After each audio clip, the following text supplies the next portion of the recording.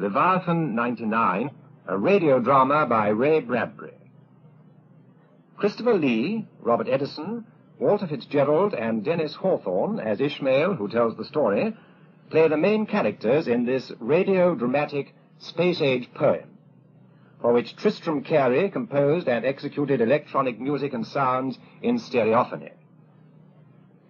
Ray Bradbury, whose many science fiction novels include Fahrenheit 451, which was filmed, and The Illustrated Man, which is being made into a picture, also wrote the screenplay for John Huston's Moby Dick, which may have given him the impetus to write his radio drama. This is its first production. Leviathan 99.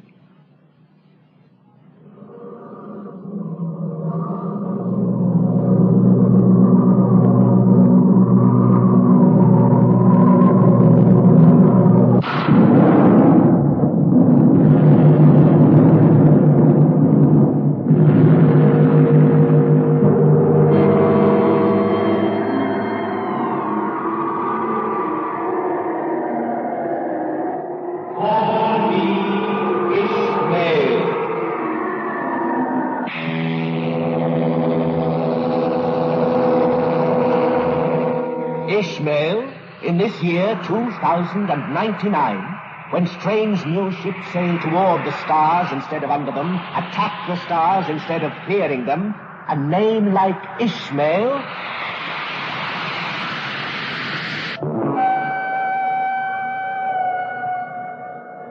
Yes, my parents flew with the first brave ones to Mars. Turned less than brave, gone sick for Earth, they went back home. Conceived in that journey, I was born in space. A child so birthed in desolations, homeless between yestermorrow and noon's midnight, must have a proper name. My father knew his Bible and recalled another outcast who wandered dead seas long years before Christ.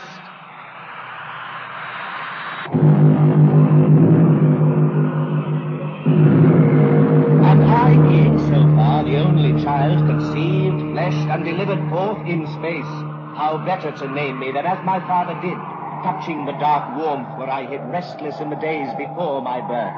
And he did indeed call me Ishmael.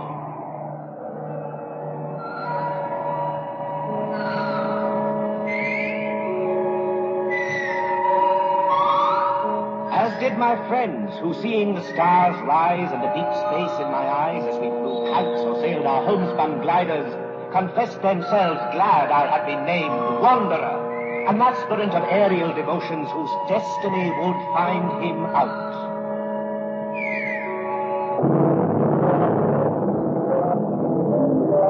Some years ago, I thought I would soar about and see all the seas of wind that roam the world. Whenever it is a damp November in my soul, I know it is high time to take to the sky again.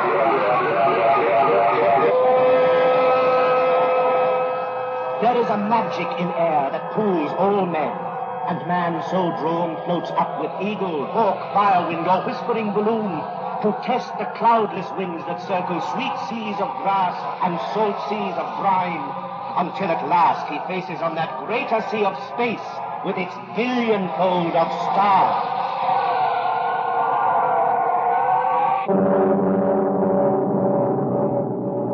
And so, on a Saturday late in the year 2099, borne by my own jet packet power, I duly arrived at the Cape and hung upon the air.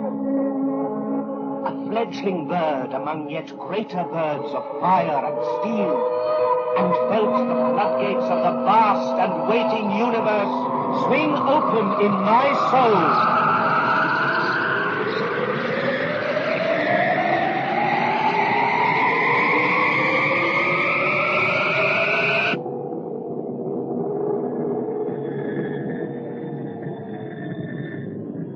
Then I went down into town.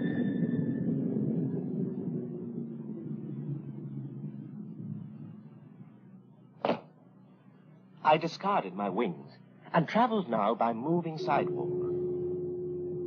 Into a fort, a metal barracks, a dropping place for tired spacemen. No, a beautiful beautiful, computerized, quietly programmed and machined Garden of Eden. For, you see, a spaceman's hostel must be half into outer space. It is a world between. A chapel, perhaps, where men come to commune with their raw souls, organize their gizzards, prepare their bones to be broken on the great rack of gravity and far traveling. Here, the new altars where we might panoply ourselves in strange new costumes, take unguents, genuflect the proper genuflections until the day our souls spoke up. Condition go. I register by pressing my hand to a metal identity plate, which reads my sweaty prints like some modern witch of palmistry to plan my future and choose my roommate by machine. Floor 1, cubicle 9. My roommate's name, Quell. Well, let's look at him.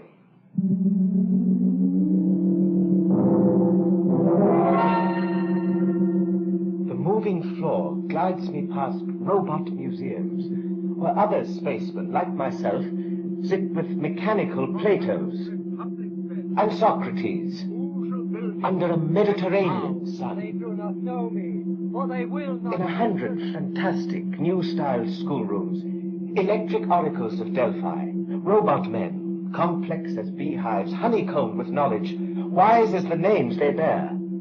Schweitzer, Huxley, Aristotle, run secret tapes in their oil machinery heads and speak forth truths to listening fools who would be wise.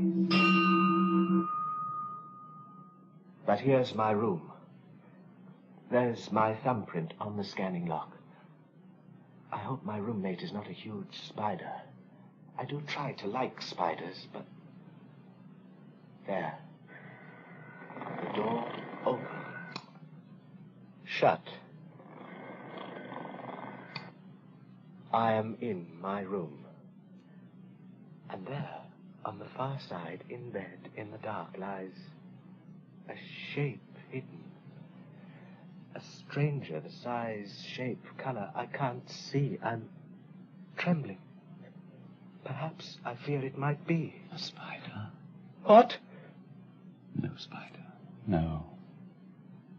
Put on the light. Huh? Well?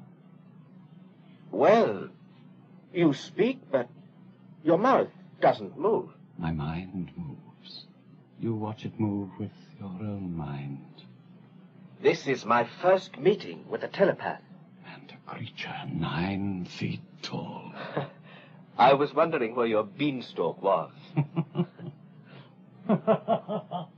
My name is Quell. I come from an island planet many light years away in space. A green world like your own, which grows, however, animal men which do not look quite right. Oh, no. I read your mind. You think I have too many eyes, too many ears, far too many fingers, a greenish skin. But me, I've only 2 eyes, 2 ears, 5 fingers on each hand. My skin's cheese beside yours. Well, then, we're both very funny. And both human. Yes. Well, what is human? Size, shape, color? No. An idea. To behave well. Creatures of the sun that we all are, to not give darkness to others. That is human. So, too many eyes have I, too many limbs, too many fingers, too many years, but still we're the same. Now, Ishmael, shall I grind your bones to make my bread? Or shall we be friends? Friends. Yes, friends, I think.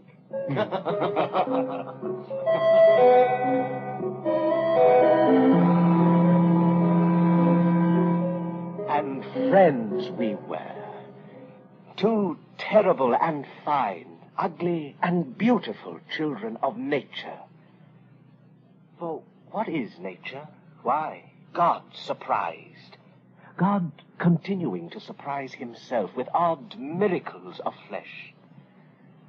And there was nothing odder or more miraculous than Ishmael and Quell from the far islands of the great Andromeda Nebula. We lived together, studied together, and, at last, went off to find our rocket together. A great kite and a small, we flew like autumn leaves above the Florida Cape. And from a distance watched the rockets fall up to drown in summer lakes of space. The scars of their traveling soon healed by wind. And below, in their towering gantries, stood the other ships that sailed for stars. Gemini 97, Star Trek 3. Which will it be, Quell? Choose. The computers have already chosen for us. Quell, pretend. Make believe the machines don't run us. How young you are. There then, choose. Jupiter 10, Apollo 88. Hold on. There. Cetus 7. Cetus 7. Do we fly to see her? We fly.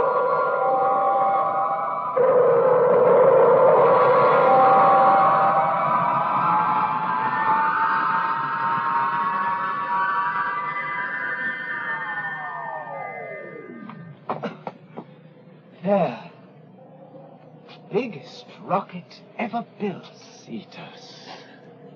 Sirs, Yes? friends, We are no friends of yours. you're quick to read my mind. Is that your rocket? It is. You tread the rim of the abyss. Pull back. Ah. Don't go. You, young one, listen, do you know that rocket's captain? Not eye to eye. Eye to eye. You touch the nerve. For when you meet him, do not peer into his eyes. Be warned, he has none. None? Gone blind? No, stricken's more the word. Burnt blind in space some years ago. His skin, his mind, his soul, all burnt, but somehow hung together. He lives on. But you knew it. No. And want no more from you. No, you've read my mind. Now, tell your friend about your captain. What burnt him blind? Where? When? For what strange reason? Was he a priest of space, run after God, and God turned and gave him darkness with one blow?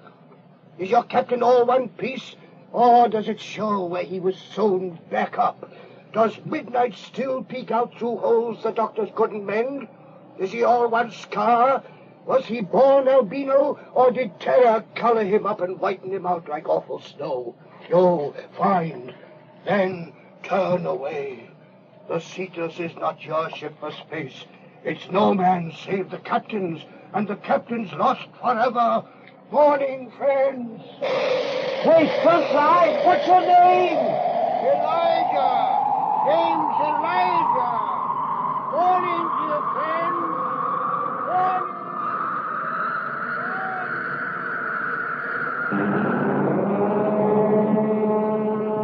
The thunder of Elijah's prophecy was lost in the grand thunder of the rocket being tested. The last of 1,000,000 supplies were going aboard.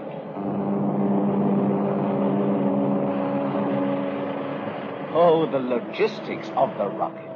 Computerized the decisions, going on 1 billion for each trip. The nursing bottles full of super homogenized gunk for suckling men. Botanical gardens, rare small compacted jungles which inspire bad, suspire good oxygenated airs. Capsuled ocean seas which grow algae for atmospheres and salads. Machines which spin the sweats of rocket man to fresh new rains to be drunk again. Not the Lord's Prayer inscribed on a pin, but whole books stamped on needles whereby to sew up the tears in one's space-worn soul.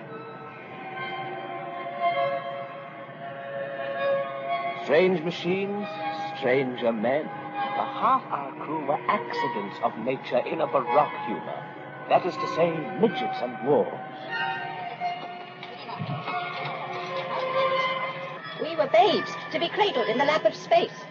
Half size, but cheap at half the price, for each pound of Rocket Man is worth thousands of dollars in oxygen, fuel, food, water, living room. So much of our ship was toy cabins, with toy people squirrel caged in them. Years back, dwarves, midgets like us, had short lifespans and poor health.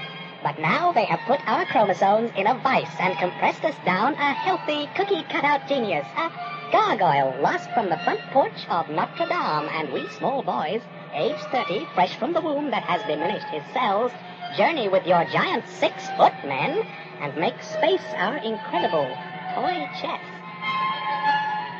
So the final burgeoning of the Cetus-7 was with Titans and bright child men toddling in their shade. But at no time in all this bustling preparation did any of us see, blind or otherwise, the prophesied captain of our ship. At last, the Cetus-7 stood ready. Nearby upon the Florida sands was a church, a vast place which entered was a replica of deep night and the million stars. No astronaut failed to wander here before his long night in space. Here came Quell and I on a rainy Sunday to find our way among bright tombstone plaques which touched, whispered the fates of lost astronauts and their wandering graves. Traveling graves, yes. What better place to be buried cast forth on a sea of measureless stars and eternal cold?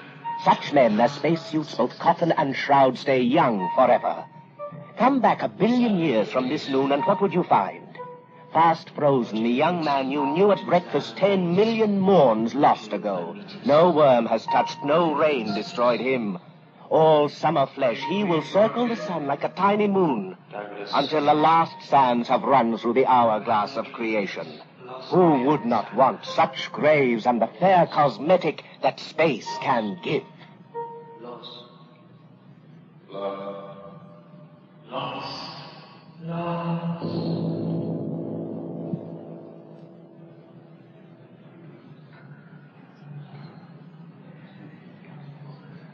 In the pulpit, at the center of the spaceman's chapel, stood a man who had died 100 years ago.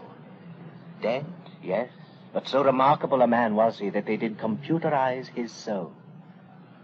That is, they did up his voice on tapes, made circuitries of his merest breath and motion, then locked it all in plastic flesh and steel. So now before us stood Father Ellery Polwarth. A monster robot, no. Gentle essence of the man. Is God dead? An old question now. But once hearing it, I laughed and replied, no, not dead, but simply sleeping till you chattering bores shut up. A better answer is, are you dead? Does the blood move in your hand? Does your hand move to touch metal? Does that metal move to touch space? Do wild thoughts of travel and migration move behind your flesh? They do. You live, therefore he lives. You are the thin skin of life upon an unsensing earth. You are that growing edge of God which manifests itself in hungers for space. So much of God lies vibrantly asleep. The very stuffs of worlds and galaxies, they know not themselves. God reaches for the stars. You are his hand. Creation manifest. You go in search. He goes to find. You go to find himself. Everything you find along the way, therefore, it will be holy. On far worlds, you will meet your own flesh, terrifying and strange, but still your own. Treat it well. Beneath the shape, you share the Godhead. You Jonahs are traveling in the belly of a new-made metal whale, the rocket ship. You swimmers in the far sea of space, blaspheme not against yourselves or the frightening twins of yourselves you find on far worlds, but ask to understand the miracle which is space, time, and life in the high attics and lost birthing places of eternity. Woe to you if you do not find all life most holy. Better than if you stay locked forever in the belly of the rocket like Jonah, never to be vomited out among dry land. The thunder of the storm ended the sermon. The thunder of a rocket echoed the storm.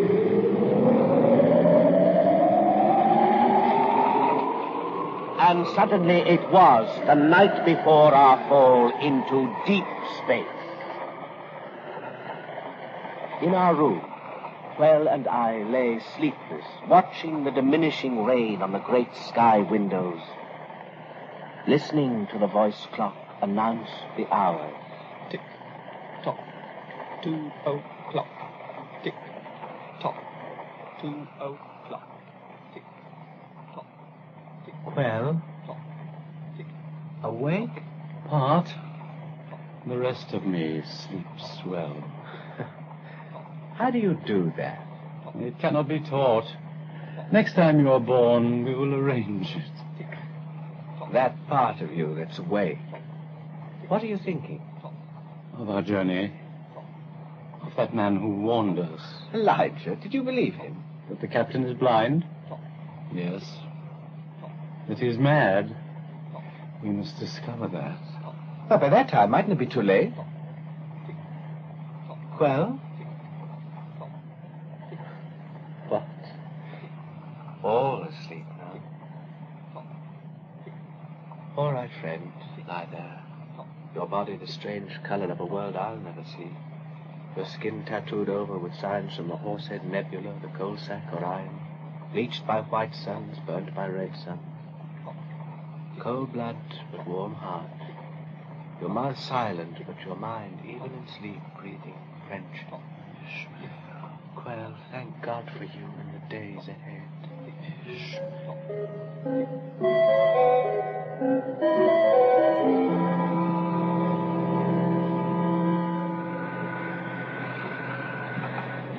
Take off time at sunset, 7:31 hours.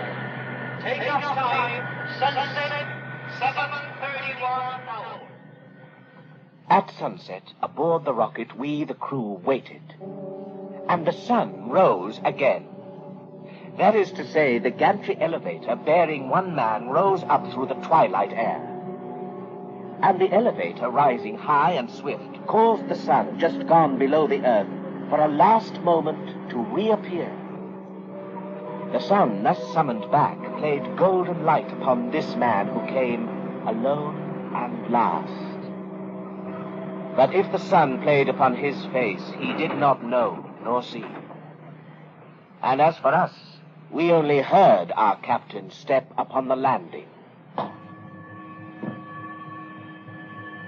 That's him, the captain. He's going direct to his quarters. Why? He sounds like a robot. No, idiot. The radar screen all miniaturized. He carries in a mask across his eyes. Blind, but not blind. A sweet machine, that. Board. All on board. Prepare for checkout and countdown.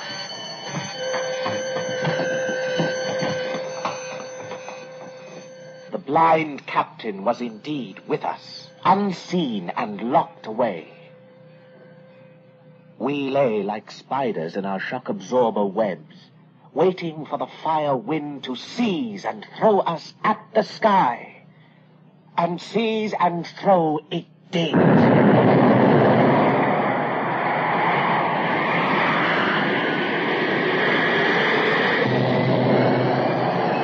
And with a long cry, we rose to have our cry cut off. Silence took us like penitent monks to its bosom.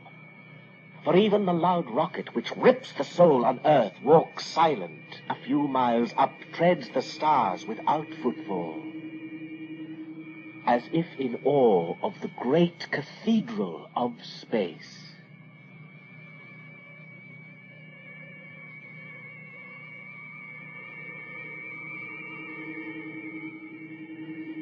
Ship's log, Cetus 7, August 2nd, 2099.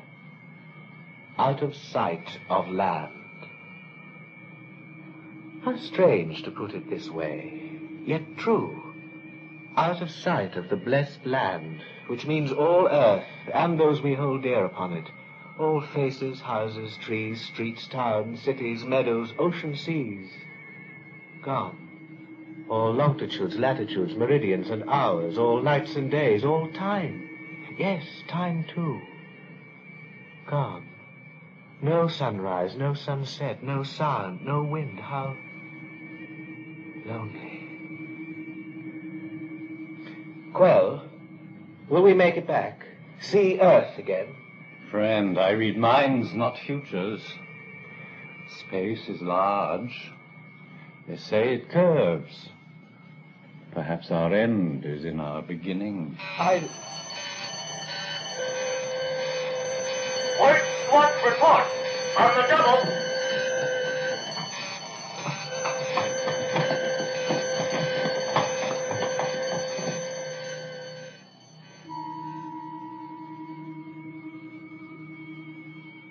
Days, 20 days, 40 days gone in space. Our destination, a star in Cygnus, about which might roll a planet moist and green as Earth. We could not tell, we only went to see. Traveling at the speed of light, 186,000 miles per second, we could reach and return from that far world in 10 years. 10 years. 3,650 days of endless traveling night. And only work could save us from the boredom that slowly slides into moron insanity. Work in the chemistry lab. Work in the compacted jungle swamp which cycled our carbon dioxide and gave us fresh oxygen and green salads for lunch. Work at repairing the ship's skin when rare meteors hit. Meteor strike. On a double. The penalty pass. Grab your spaceman. Take cover. Work which meant in seconds we must slap the great adhesive patch fast, so our air did not rush out and leave us swiftly dead. Work, work, work. And through all the days, our captain stayed unseen within his quarters. His orders came as if delivered from a far place. But sometimes, at 3 in the deep morning, standing watch, I heard the captain pass in the elevator vent like a long-drawn whispering and sigh. Or heard him take the airlock door outside alone, there to stand sentinel to all space, to walk with magnetic boots upon the sounding flesh of our ship under the stars.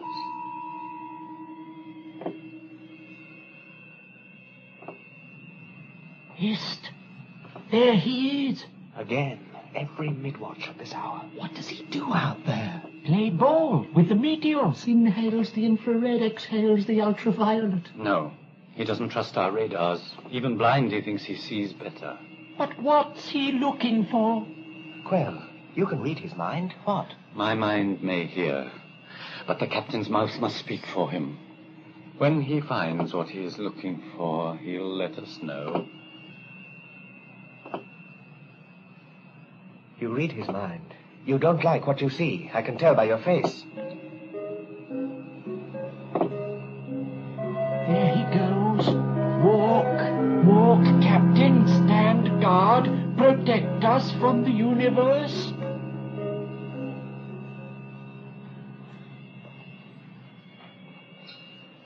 Logbook entry. 50 days out from Earth. We... Young man, Mr. Redley, sir. Don't jump, boy. Do you know the past 5 minutes you have stared at that door? Well, sir, the captain's there.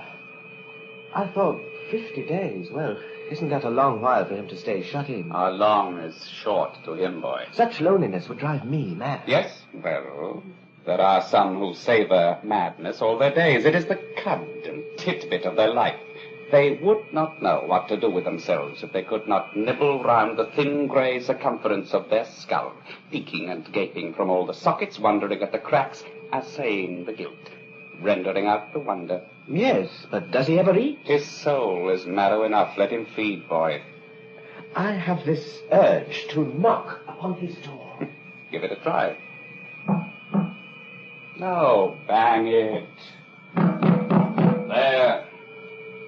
Does he never answer, then? If he knew God were out there, he might stroll out for a chat. But you or me, boy, do your chores. Do your chores.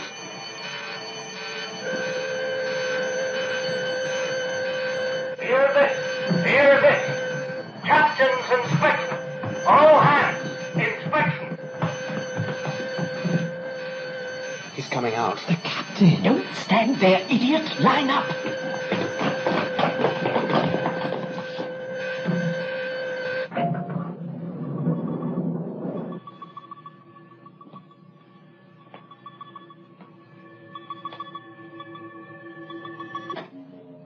Mr. Redley, All present, sir. the temperature has gone up 3 degrees in this cabin, all present indeed. Here's one who runs a very furnace of youth. The name? Sir, Ishmael Honeycutt Jones. Oh. Isn't that the sound of Blue Ridge Wilderness, or the scarred hills of Jerusalem? Now, Ishmael, what do you see that I don't see?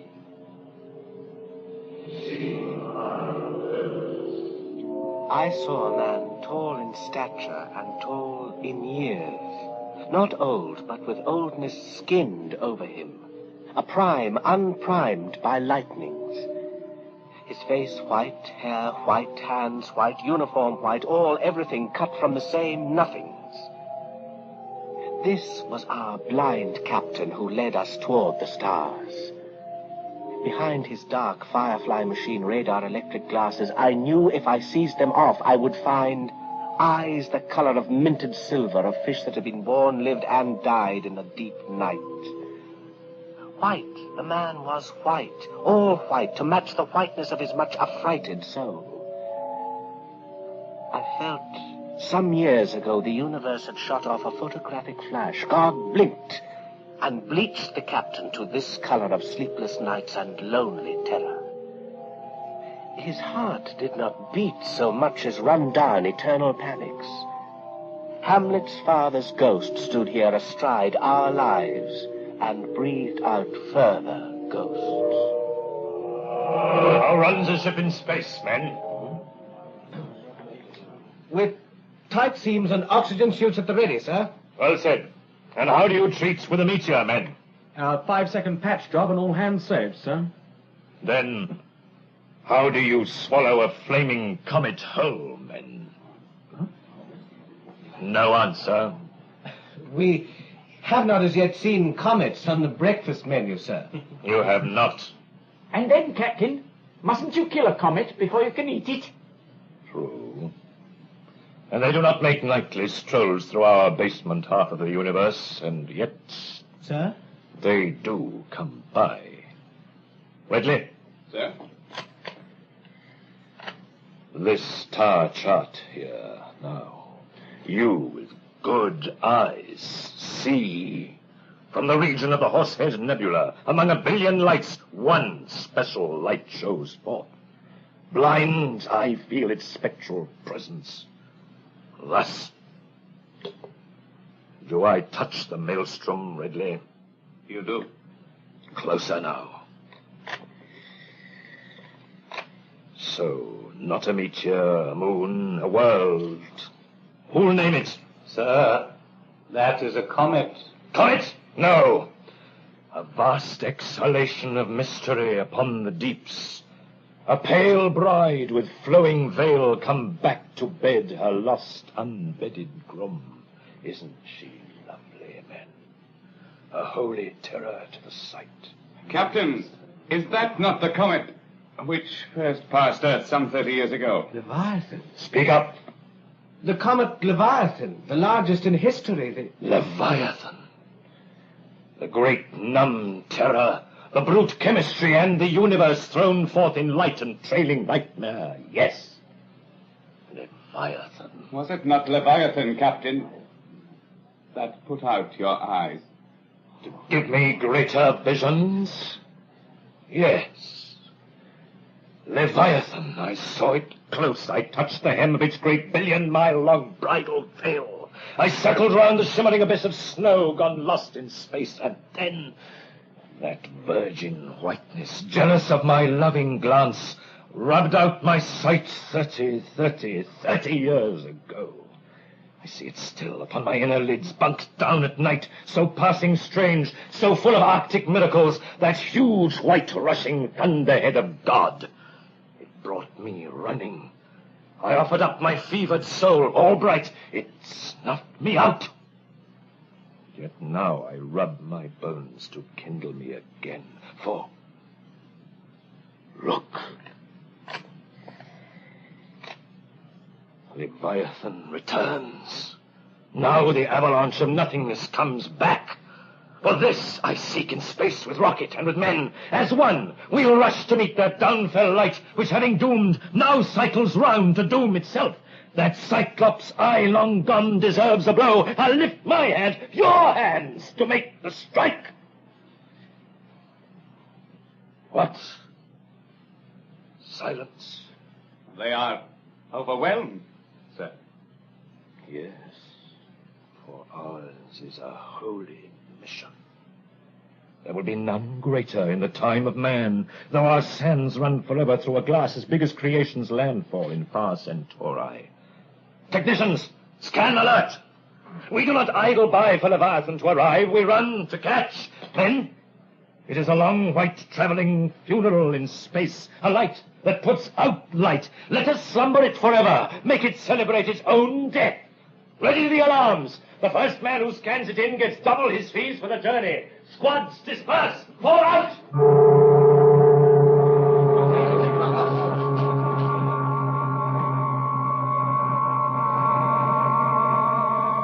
Tick-tock, 3 o'clock.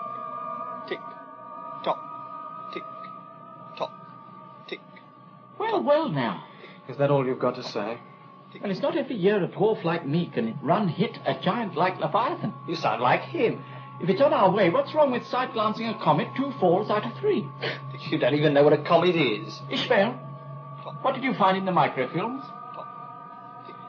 Same old guff. Photographs of photographs. Interstellar material. Vapors. Meteoroids. So few comets have passed near Earth since we first moved into space in the 1960s. The junkyards would best describe them. Chunks of old solar systems broken off. Accidents of huge nature on the prowl. Well, in the stories of my people, such comets are known as pilgrim visitors, far-traveling spectres, the haunter of the feast, a collision of bright dreams which fuse to nightmare. You see, our history is as full of romantic nonsense as yours. Well then, the captain has his reasons for finding the comet and we have ours. We're curious. Curious? Yes. And afraid.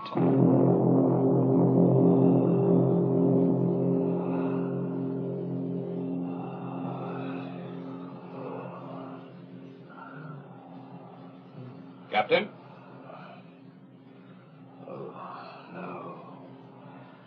I say. Wait. Captain?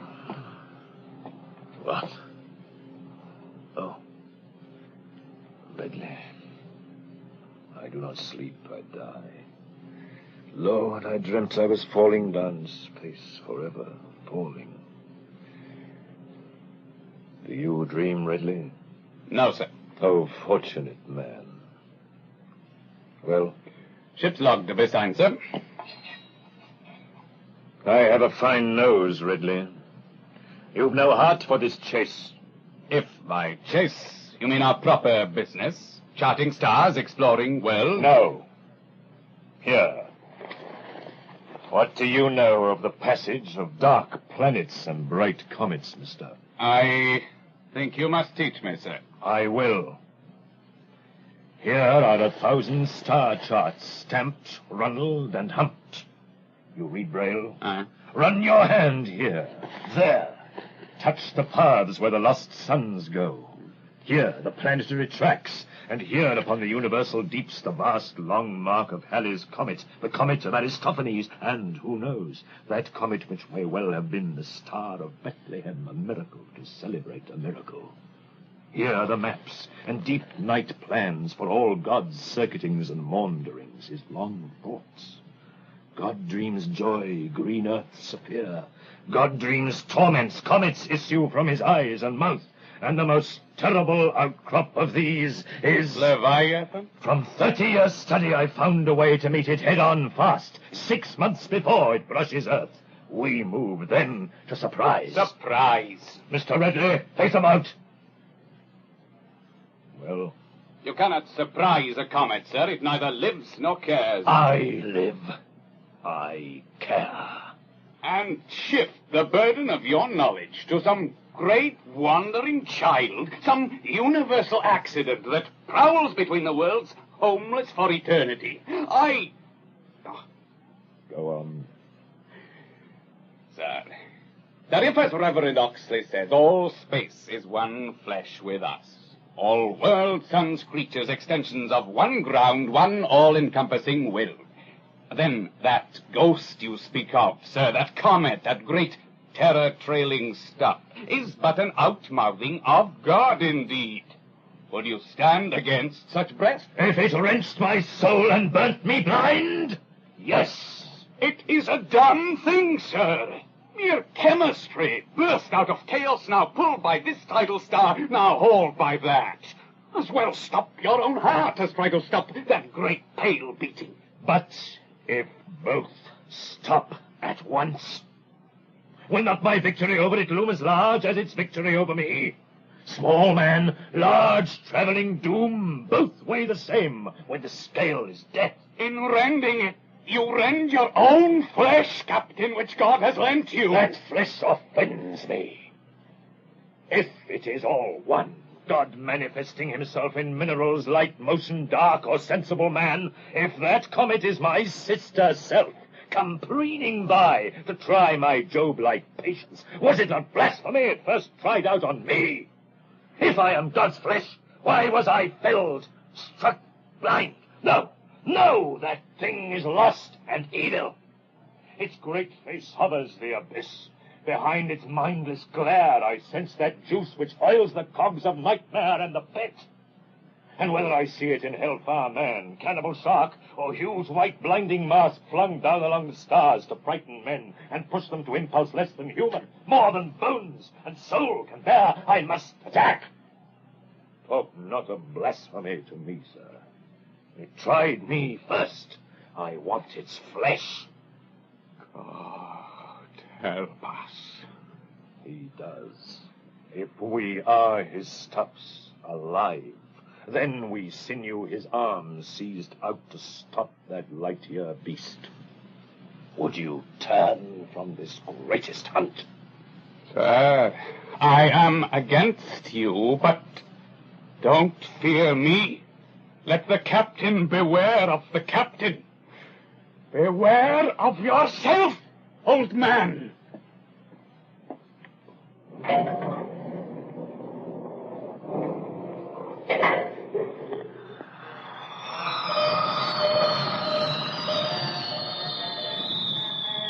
Do you know a rocket feeds itself in space? It wallows like a great fish in streams of subatomic life, interstellar minnows as 'twere, subliminal seas and royals of energy, like those tides of grit, the tiny particles in Earth's oceans which feed whales. So a rocket dines on radio waves, fierce radiations, cosmic rays, and meteors. It gulps these maniac foods which shriek invisible on the groundless ground.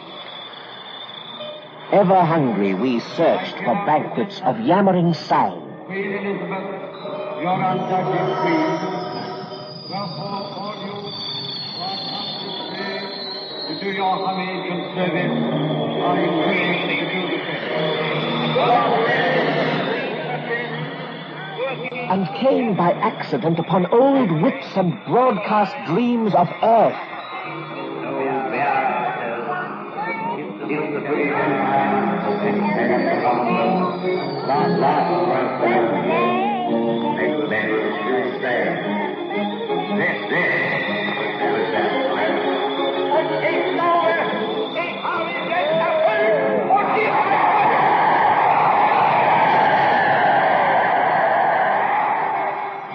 No sound, they say, is ever truly lost. In electric clouds, all safely trapped, we tuned up echoes of forgotten wars and peaceful summers. The question of Anglo-German relations is of the first importance for the two countries and for Europe. I agree. Captain, right up first. Request slow speed. Now passing spacecraft containing radio data from 1938. Turn away, Radar 1. Sir? Turn away. And turn we did from the wandering voices, those lost children of time. And then, a few days later...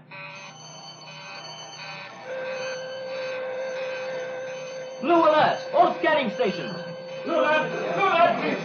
Blue alert!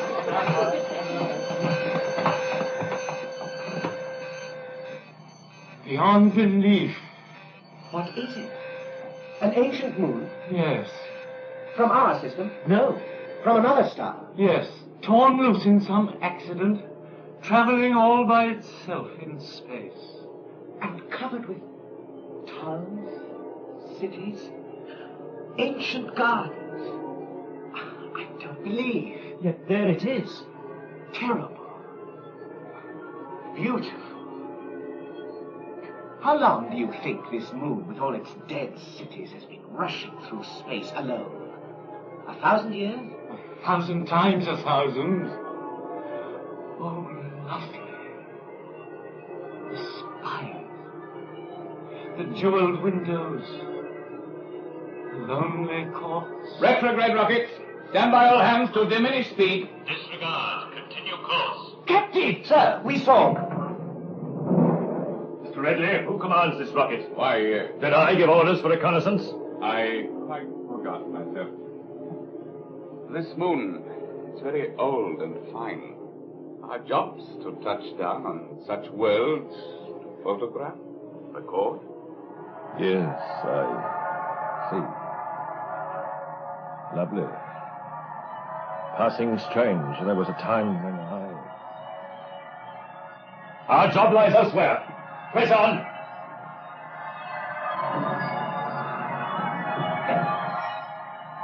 Sir, there it goes. That moon. The incredible cities. I shall not see its like again. Lost. If on Earth it is a rare thing for two ships to pass each other on their trips, think what small chance there is for rockets to cross paths in the 1,000,000,000 times greater sea of space. Yet pass they sometimes do. Lightfall 1, calling Cedar 7. Lightfall here, inbound for 12 years' travel, back from the Pyramids cluster. Shall we hang fire, Cetus? Fix crews and drink the celebration? Yes, it's true. We shall not.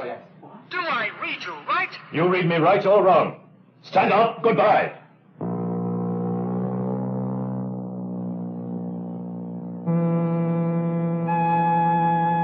No sooner fleeing one than we came upon another, sadder rocket full of men. Rachel's captain, calling captain of the Cetus there. Have you seen a small life rocket craft? A space storm took it off. We paced that comet. Comet? What? Leviathan? Leviathan, yes.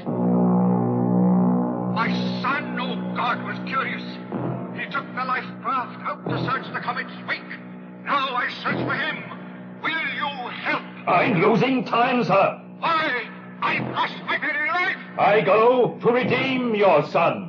God help you, Captain. God forgive you, master of the Cetus 7. So the Rachel, mourning for its lost children, fell away. And we moved toward collision course with annihilation. Rogers, Smith, Quell, Mr. Redley, why all the secrecy?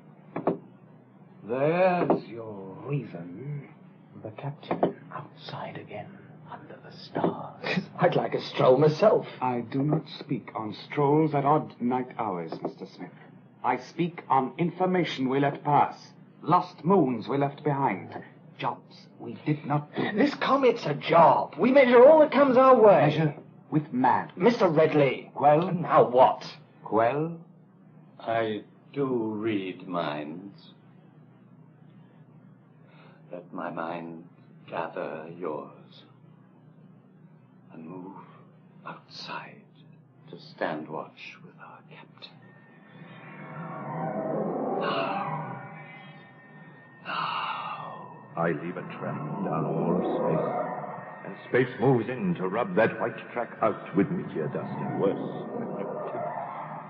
Well, let nothing do its worst. I pass. I make my mark. Mr. Redley. I protest. Haste.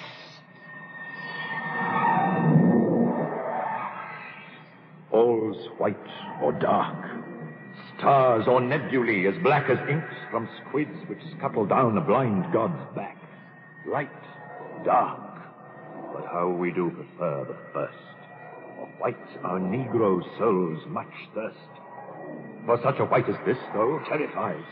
For was it not such all-encompassed white which thrust to panic out my eyes, and would have quenched my soul had I not hid it safe away between calamities in nightmare's crib?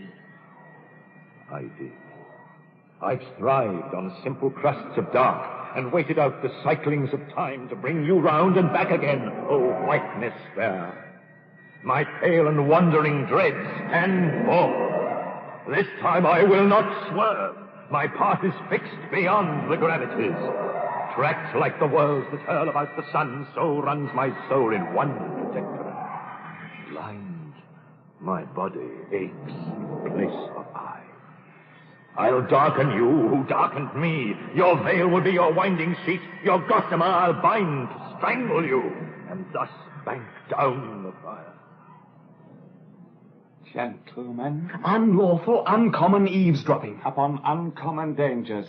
The captain breaks a higher law. Would you mutiny, sir? To save lives, yes. At ease, the captain blind sees everything you miss. As for those thoughts of his, which we just borrowed, why, how do they differ from ours, which we tell no one? All men are poets in their souls, ashamed to speak it out. Judge thought? No, action. And action now means juggling that fine, great fireball comet. Excuse, Mr. Redley? Excused. And damned.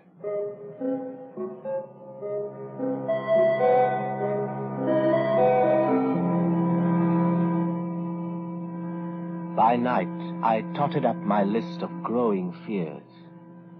The radio voices spurned, the strange moon shunned, the celebration of 2 rockets passing in the long night refused, and the urgent need of a captain searching for his lost son ignored as if unheard. And then, most frightening of all,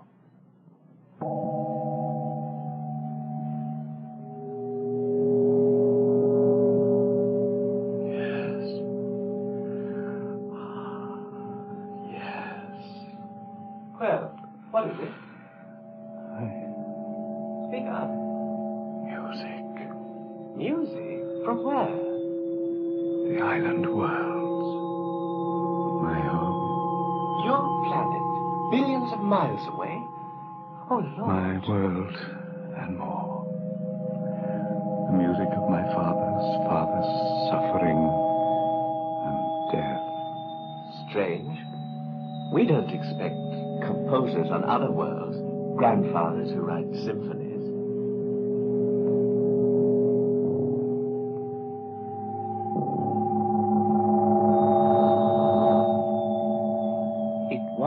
music, it was not. It was something I had never heard, but knew from times before my birth, and guessed from times beyond my death. I mourned myself. And Quell, I saw no tears, yet sensed he wept within. The music played. He grew so still, I feared his breath had stopped. He heard his own funeral dirge rolled down the shores of space to end his life.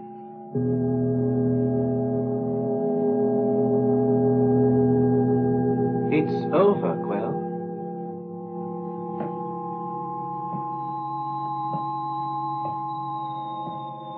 He rose to find our metal worker.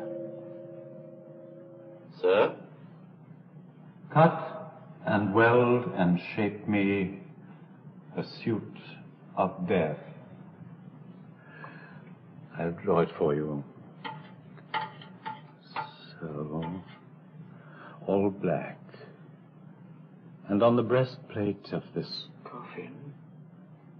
coffin, burn this sign: my family, my world.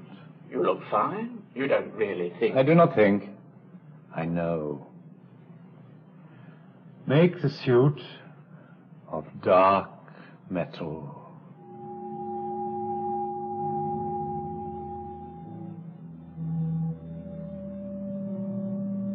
Quell did not move. He sat by the great star-scanning port, his gaze fixed beyond Andromeda, as if he plumbed the fathoms of his own grave and found there all our graves in mutual guilt. Quell, taller, stronger, more human than all human men, yet knew his Achilles' heel, but lodged most sadly in the circle of his ear, where the funeral tune of his father's father wrapped him in winding sheets of sound beyond my threats and pleas. Quell. Quell.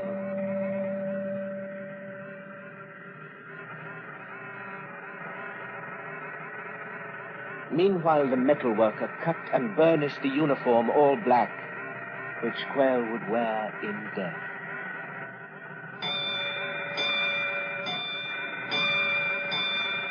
Red alert! Space storm ahead!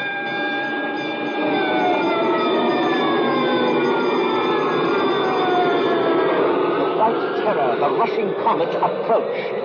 But first it sent a messenger ahead to warn us off. A storm of gravities, atomic whirlwinds, cosmic explosions, and warpings of space, which wrecked our ship. Captain, permission to turn back. We'll be destroyed. We do not turn. It's testing us. Head on, Mr. Ridley. Head on.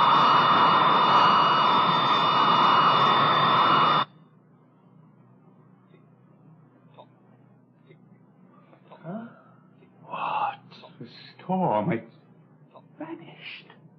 Captain, the comet Leviathan. It's disappeared too. Vanished? Disappeared? Quell, you're awake again. Oh, Quell, what happened? He has come round. Quell, what in God's name? The funeral music, gone. Our traveling burial grounds, gone.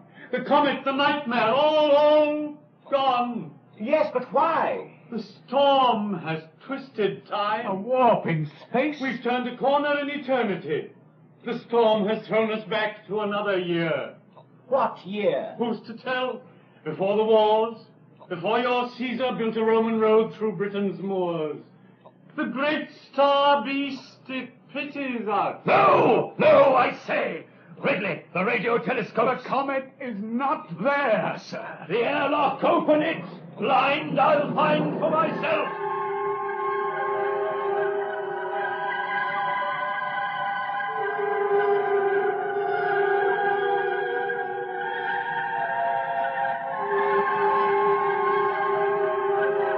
Our captain stood outside on a rocket ship becalmed in peace. It was indeed a time between. and Redley stood with him between the stars.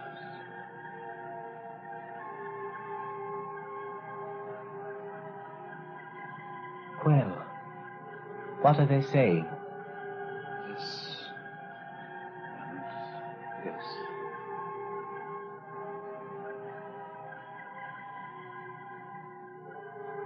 Peace and mild weather. Gone. All the fury, all the burning whiteness, gone. Captain, it's given us a last chance to escape. Escape to what?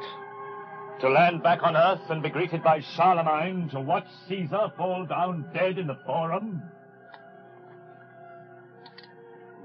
Can't give me strength to pull this trigger.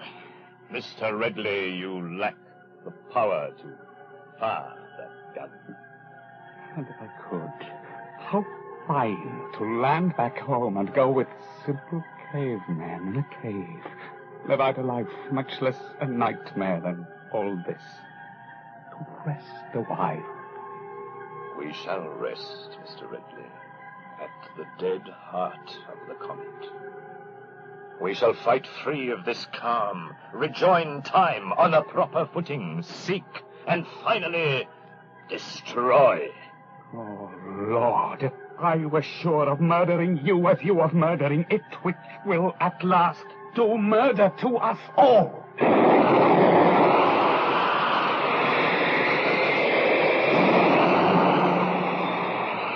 sweet calm was over. We fought the storm of time in space, and freed ourselves of Roman legions on a Dartmoor wilderness, lost Waterloo, missed final chance to watch Napoleon soldiers pock the Sphinx's old Egyptian face with rifle fire, and broke free to find the comet. There. I feel it. It is there, yes. Is it? It is. All hands stand by the emergency life rocket craft. You know the engines of destruction there. In each I've built a sweeping hunger to devour that thing. A beam more powerful than any laser ever built. Wider, longer, swifter. Use that power. Worry the beast. Lay him to waste.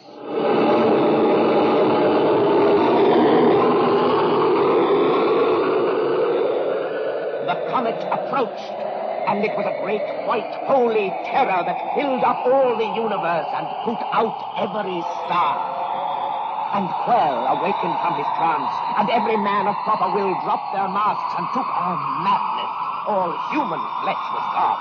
Red blood was all that moved our ship. The comet loomed. We ran as children run to happy games. Lifecraft 1, launch! Lifecraft 2, launch! Mr. Redley, take command. This rocket is yours. Boys, stay behind. Well, you come with me. Well, you put on that black metal. The suit, yes, with the death symbols on it. Let me go with you. Stay and live. You will live, I know, to be very old. Be happy, Ishmael. Good friend. Goodbye. Oh, Quell.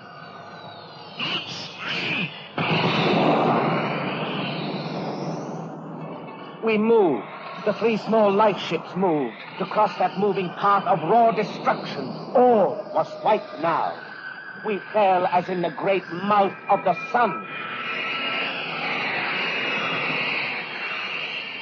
Well, I hear you, friend.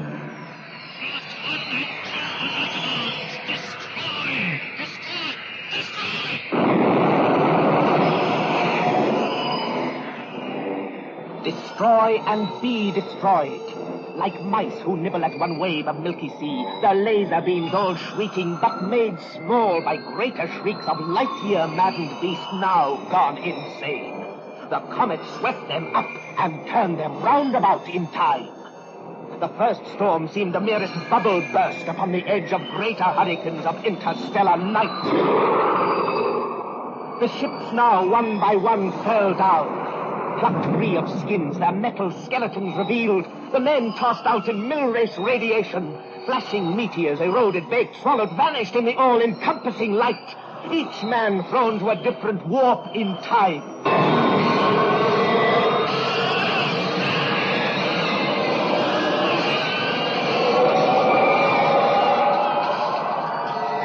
The men in Lightcraft won, their weapons still, hurled down to death, perhaps, and burials with King Richard on his plain, the crown lost at his feet. The men in Lightcraft, too, spun further on to drop in open grave with Yorick's skull, or near the tomb in Illinois where Lincoln dreamt away. I do not know. The captain last. Through Quell, I heard his cry. Was the weapons gone, my men dispersed? Why then I have these hands? Blind I seize on you, gone dead I grapple you. Where is your heart? There I'll die for it. Oh, damn Leviathan, it comes to this!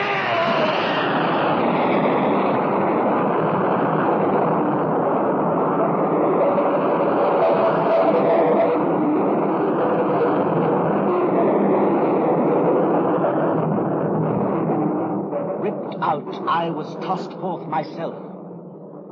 Alone I watched as now at last the whiteness went its way, with gibbering voice off down the long black mine-shaft of the universe, its bridal veil trailing despairs and woes, celebrating itself, a mindless mystery forever in motion, vanishing, an echo,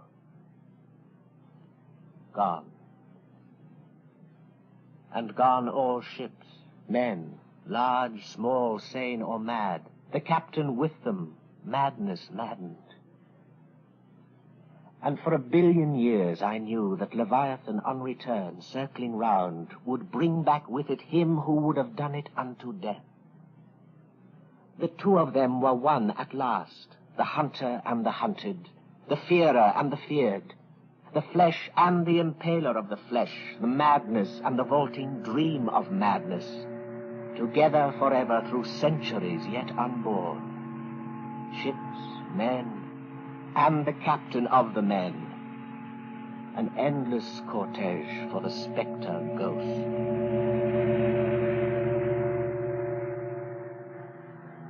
Alone, I floated on a coffin which came under my hands. Within the metal case, dear Quail was buried dead and still. I drifted so upon this strange life raft among the stars for timeless days, until a rocket passing picked me up at last. It was the Rachel, who in her long search for her missing children found but another orphan.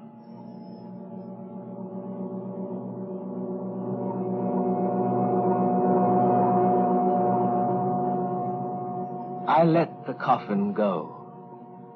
I let Quell travel on his light-year burial ground. The drama's done. The great shroud of stars rolls over the ship, her crew, as the whiteness departs all the way.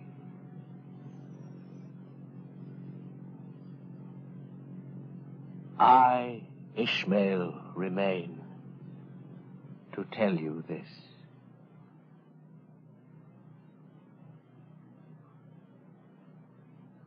Leviathan 99, a radio drama, was written by Ray Bradbury. The electronic music was composed and executed in stereophony by Tristram Carey. You heard Dennis Hawthorne as Ishmael, who told the story, and Christopher Lee as the captain. Robert Edison as Quell, Walter Fitzgerald as the warning man, and Dennis McCarthy as Father Ellery Colworth.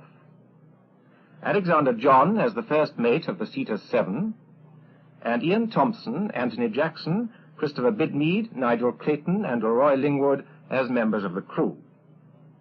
Frank Henderson as Lightfall 1's captain, and Rafe Truman as the Rachel's captain. Technical direction was by Harry Catlin, and the play was adapted for stereophony and produced by H.B. Fortyne.